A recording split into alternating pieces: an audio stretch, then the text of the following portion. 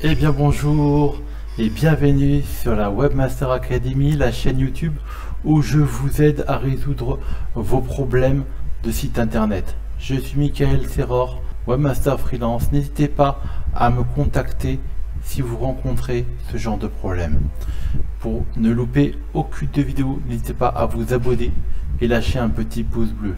Aujourd'hui, nous allons voir une erreur critique est survenue sur votre site internet. Alors je vous dis à tout de suite.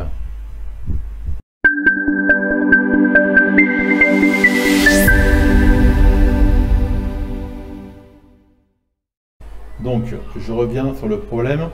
Donc là vous avez une erreur critique est survenue sur ce site. Donc là, première chose à faire, on pense que c'est peut-être une extension. En général c'est une extension qui peut faire le problème.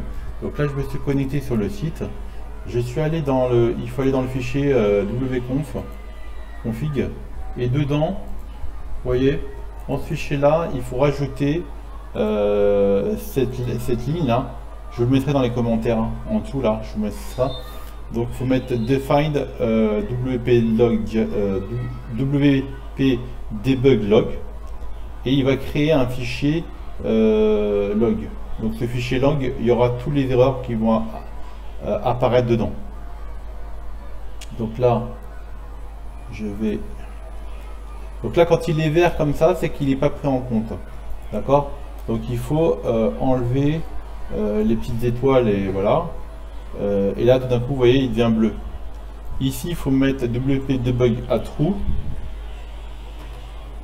Et voilà, le reste c'est bon. Il va créer un fichier à la racine des erreurs et on enregistre.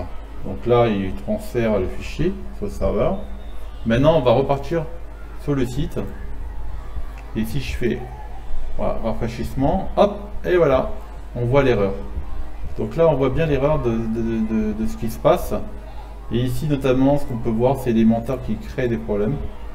Donc moi ce que je fais en général, je désactive Elementor.